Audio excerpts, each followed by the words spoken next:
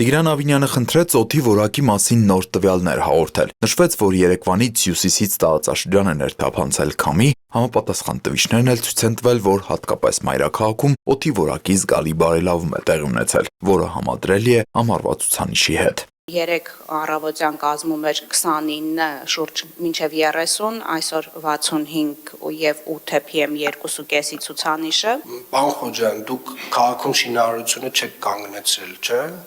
Ոչ։ Պարոն Հարությունյան, դուք քաղաքում ավտոմեքենաները բոլորը չեք արգելել, չէ՞։ Ոչ։ Պարոն Բեգոյան, դուք շարունակում եք ձեր ծրագրերը եւ դժվար թե հազարավոր հեկտարներով կանաչապատ նոր տարածք ստեղծած լինեք քաղաքում։ Շատ լավ, հարգելի գործընկերներ, սիրելի երևանցիներ, իրականում օդի որակի խնդիրը Երևան քաղաքում մեծապես պայմանավորված է օդի ինվերսիայով, բնակլիմայական պայմաններով եւ մեր աշխարհագրական դիրքով։ Բնական երևույթների ներգործությունից անդին քաղաքապետարանը պատրաստվում է ավականու հերթական նիստով լրացուցիչ սահմանափակումներ ներկայացնել, նվազեցնելու մարդածին աղբյուրներից արտանետումները։ Լրացուցիչ սահմանափակումներ են կիրառվելու շինհրապարակների նկատմամբ եւ երկրորդը 48N ավականու որոշման մեջ լրացուցիչ փոփոխություններ են, դա պարտադիր բարեկարգման նորմերն են, որոնք կիրառելի ենք դարձնելու նաեւ հանքավայրերի վերաբերյալ։ Ինչպես որ նախորդ շաբաթ էր պլանավորվել, հնչեցվեց նաև զեկույց։ Շրջայց է կատարվել կառուցվող բազմաբնակարանների բոլոր շինհրապարակներով։ Նշվեց, որ կառուցապատողների զգալի մասն արդեն իսկ կատարել է քաղաքապետարանի սահմանած օդը չախտոտելու վերաբերյալ նորմատիվ պահանջները։ Իրականում այս վերջին 2-3 շաբաթների ընթացքում մեր կառուցապատողները իրականում որոշակի տեսանելի փոփոխություն կա եւ նաեւ տեսնում եմ նաեւ այդ ջրային այդ թնդանոթները կա։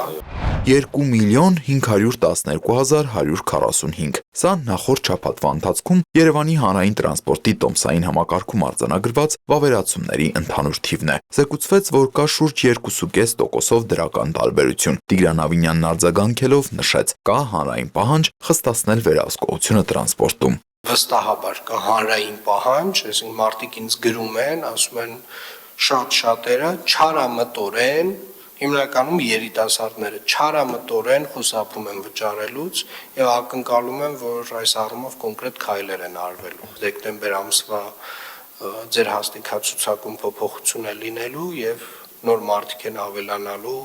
վերահսկողությունը ավելի արդյունավետ կազմակերպելու համար, այդպես է։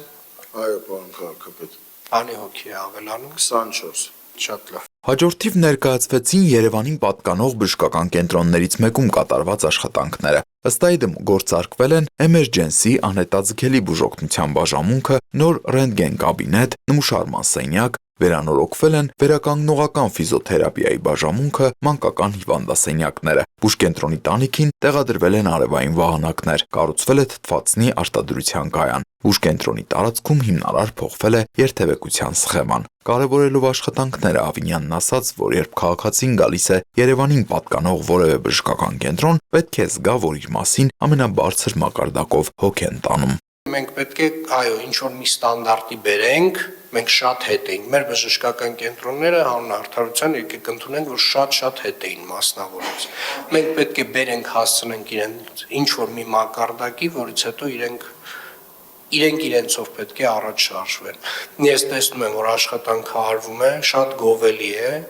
շատ գնահատելի է եւ այս աշխատանքը պետք է ունենա շարունակական բնույթ։ Ներկայացվեց եւս մեկ նորության մասին։ Մետրոյի Հանրապետության հրապարակ կայարանի հարևանությամբ Խաչքարերի պուրակում բացվել է գորգով պատված խաղահրապարակ։ Այն ամբողջությամբ պատված է ռետինե հատակով եւ աշխարհի ամենամեծ հայկական գորգն է նախշազարդերով։ Նաեւ խաղահրապարակում տեղադրվել է վիշապաքար։ Նշվեց, որ խաղահրապարակը անվճար է ներառական։ Դրանից կարող են օգտվել 0-ից 12 տարեկան երեխաները։ Նման եւս մեկ խաղահրապարակ լինելու է նաեւ Միսակ Մանուշյանի պուրակում։ Տիգրան Հովակիմյան, Հորիզոն։